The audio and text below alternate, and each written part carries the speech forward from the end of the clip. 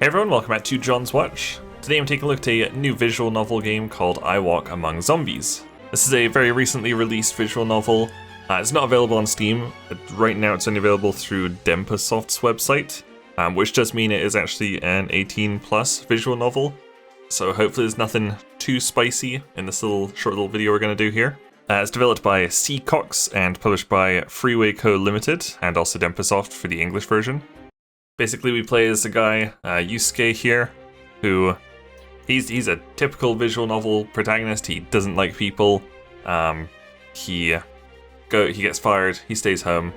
He goes out, gets bitten by a guy, goes back home, sleeps for a couple of days, and then when he comes out, bam! It's the zombie apocalypse.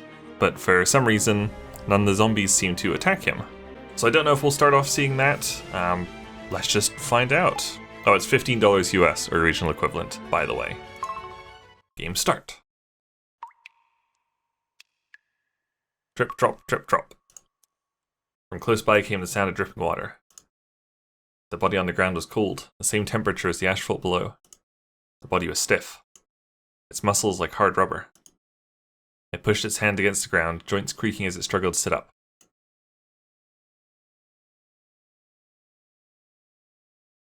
Vague figures shambled around in front of it. It appeared to have been sleeping on the sidewalk. How was it in a place like this? It didn't remember. It painstakingly tried to stand. Its movements were stiff, like a rusty machine. Its vision was strangely blurry. Drip, drop, drip, drop. It was hungry. The hunger was almost unbearable, as though it hadn't eaten for days. It lurched forward looking for food. Then it noticed the sound. Drip, drop. Again the sound of water, incredibly close by. It lowered its eyes and saw a pool of blood forming at its feet. Panicked, it attempted to jump back, but its legs didn't respond. Instead, against its will, its arms moved. They rose into view, stained in crimson. Eh? The man jumped up from his bed, sending the sheets flying. Feeling a sharp headache, he lifted a hand to his head. The pain faded away immediately. The curtains were shut, leaving the room dark. He noticed he could still hear the sound of dripping water from his dream. He turned his head to look over at the kitchen. Water dripped from the kitchen tap. After staring at it silently for a moment, he let out a huge sigh. What the hell was that? It had been a strange dream. Standing up, he walked towards the kitchen. He poured a cup of barley tea from the fridge and gulped it down. Cold liquid reinvigorated his dehydrated body. This finally roused him from his groggy state. As he went to put the barley tea back, ow, his arm cramped up in pain. The sleeve of his shirt was torn. Beneath the torn sleeve was a savage bite mark, as though he'd been attacked by a dog, with a very human-shaped mouth. He rolled up his blood-encrusted sleeve to take a good look at the wound underneath. When he saw it, the events of the past few days flashed through his mind. A world full of zombies, 10th day. Yuusuke Takamura, a 25-year-old former office worker. Lost his job when the company he worked for went bankrupt, and his search for a new one hadn't gone smoothly. For a little while, he'd been holed up in his apartment doing nothing but playing games. The kind where you gun down hordes of enemies. He played for a week straight like some sort of vegetable. The only time he'd taken a break was to quickly shave and go out to buy food. Midway through the trip, a man he didn't recognize had suddenly attacked him. A middle-aged John Doe in a suit. Drool dripping from his mouth, his face distorted, he lunged at Yuusuke. Trying to protect himself, Yuusuke instinctively kicked the man. The man staggered back, but only for an instant. Soon he was back on his feet, sights still set on Yuusuke. Yuusuke threw a nearby potted plant at the man and escaped back to his room. It all happened in a flash. The man chased after him and started pounding on his door. Panicking, Yuusuke phoned the police, but there was no answer. After a while, he started to feel ill, his legs barely supporting him. Mustering the last of his strength, he threw the deadbolt on the door, lurched to his bed and collapsed on it. Nice, that very quickly caught us up there. That was where his memories cut off. Checking his phone, he realized he'd been passed out for 3 days straight. As his memories of the attack came back, he ran to check the front door, but there was no sign of his assailant. Who the hell was that guy? It seemed he was safe for the time being, but nonetheless he was hesitant to go outside. He sat down at his desk and booted up his PC, then began searching the net for any information regarding the incident. At first, he tried to determine if a strange man had been arrested, but he soon realized the world was too busy to deal with just one freak. This can't be real. A mysterious disease had broken out in every corner of the world simultaneously. Fatality rate, 100%. A high fever led to brain damage, and the infected lived at most another day. Sometime after succumbing, the corpse would come back to life and indiscriminately attack others. Any who were bitten would become infected and subsequently die. After that, they would join the ranks of the aggressors. Zombies? No way, he muttered, reeling. He clicked through various news sites, but half of them were offline. Even the ones that were still up hadn't been updated in the past 4 days. He found a few real-time news feeds, but the story there was equally hopeless. The central government had ceased functioning, and the army was still continuing local rescue attempts, but that was also going poorly. Roads were congested with abandoned vehicles, and refugees had been left behind all over the place. It was like the world had just gone through the apocalypse. A zombie apocalypse, yes. He sat staring at his computer monitor in his dark, silent room. He just couldn't comprehend what was going on.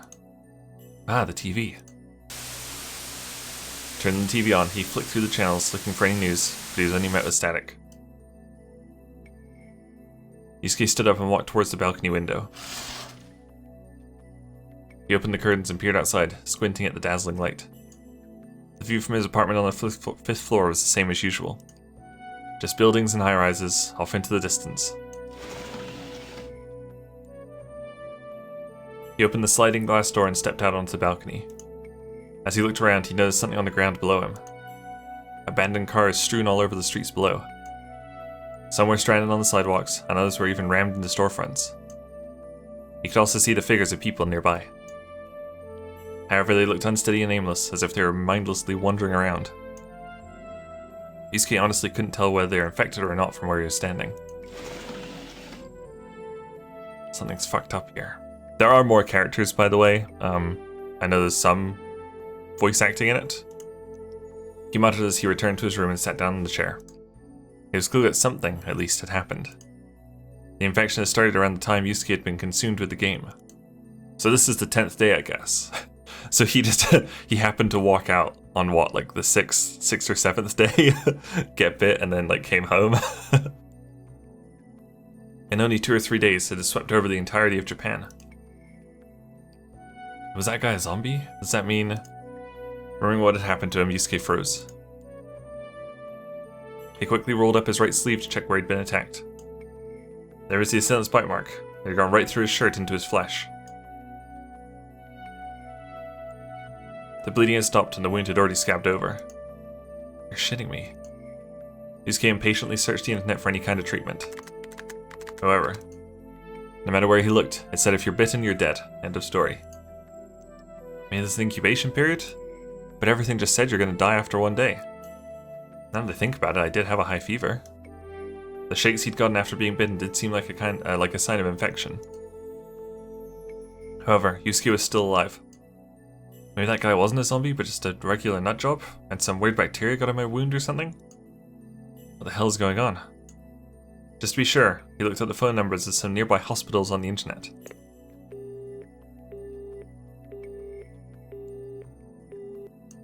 Not a single one answered his calls. The police and fire department were the same. He still couldn't come to grips with what had happened. Society as a whole had come to a halt. In any case, sitting there would accomplish nothing. Yuusuke went around to all the apartments on his floor, checking if anyone was home. He thought if he could find another resident, he might be able to get more information. The internet alone was unreliable. However, he didn't find anyone. Each apartment he checked was locked shut. It seemed as though the majority of people had evacuated. However, the apartment 3 doors down was unlocked. Anyone home? He called out, but again, there was no reply.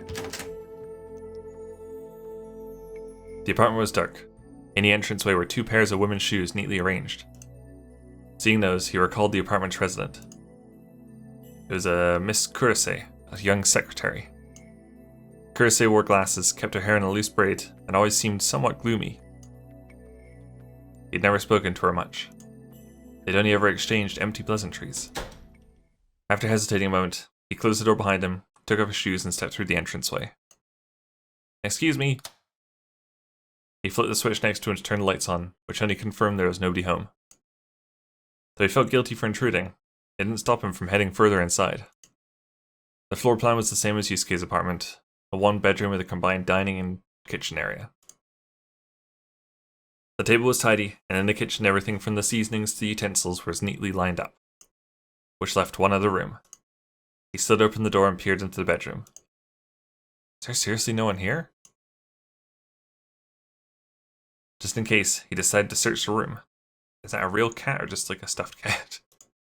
The pink curtains were drawn, leaving the room in darkness. A laptop sat on the bedside table. Other than that, there was only a closet and a dressing table. It was a simple room. A plush cat toy rested near the pillow, giving the room a girlish impression. Yuusuke felt a little guilty for intruding into another person's bedroom. Just then, he heard a faint noise behind him. Eh? He turned around in confusion and saw a black-haired woman standing by the sliding door. Hooray, another person! It was the secretary the room belonged to, Kurose, who doesn't have glasses now. Since she wasn't wearing her usual glasses, it took him a moment to recognize her. Amazing. She was dressed in a plain outfit, a simple sweater and jeans combo. "Oh, I'm sorry, I didn't get a reply, so..." As he spoke, he noticed something seemed off about Kurose. She was looking in his general direction, but her eyes weren't focused, and she seemed slightly unsteady. Kurose slowly turned around and shuffled towards the entryway. Yuusuke remained frozen for a little while, but then chased after her. He found her facing the front door, her head tilted down. "Kurose-san?" Scritch, scratch. Slowly, as though she was stroking the door, Kurose's fingernails scraped along the wood near the latch. "What are you doing?" He peered at her, but she made no reply. As he continued to observe her, he couldn't help but wonder if maybe... Her hair was a little mussed, but she was still beautiful. Glasses usually change how someone looks, but the transformation in Kurose was astonishing. She now left an entirely different impression on Yuusuke. He still thought she was a little gloomy, but now she had that sexy librarian thing going on. What, without her glasses she has that going on? Sure. As she continued to stare blankly at the door, Yuusuke noticed her face was not something you'd call a healthy color, nor were her bloodshot eyes. The paint on the door was peeling away where she'd been scratching at it, and in return her fingernails were ruined. It was likely she'd scratched away at the door many times before Yuusuke had come here. Even her fingertips looked worn down. "Kurose-san?" Poke. Man, what's wrong with his fingers? They're terrifying. As he spoke, he timidly took her by the shoulder. She felt soft even through her sweater. A woman's softness. They couldn't gauge her body temperature with her clothes in the way, though. Uh-oh. Kurose was still not responding to him. He put his hand to her forehead. You've got to be kidding. She was cold. Not cold like she'd been out in the snow or something, but cold like a mannequin. Or like a dead body. Still unable to believe what was happening, Yuusuke timidly put his fingers to the nape of Kurose's neck. Kurose didn't care, continuing to scratch at the door. He found her carotid artery? Carotid artery, of course. Lightly pressed against it and waited quietly. However, no matter how long he waited, he couldn't feel her pulse. This can't be real. Seeking confirmation, he felt his hand in front of her mouth, but he felt no breath. Feeling a little guilty, he moved his hand down to her chest, but he felt no heartbeat. Zombies always looked grotesque in the movies, so he still couldn't quite grasp what was going on. Other than her pale complexion, she looked exactly like a normal human being. It took Yuusuke a minute to accept the fact that she was still moving around, despite her lack of a pulse or respiration. Yuusuke returned to his room and resumed his search for information on the internet. So they look the same as ordinary humans, huh? It seemed that, even though they'd been infected with the zombie virus, they looked human otherwise. Aside from any injuries from prior to their infection, it wasn't unusual to have zombies in perfect condition, to all appearances completely human. That was one of the reasons why the infection spread out of control. Shouldn't look like a corpse to me. They weren't like the corpses you see at funerals. In fact, they were less like dead humans and more like an entirely different species. Even so, the problem was, if that was a zombie, why didn't it attack me? Every site he checked agreed.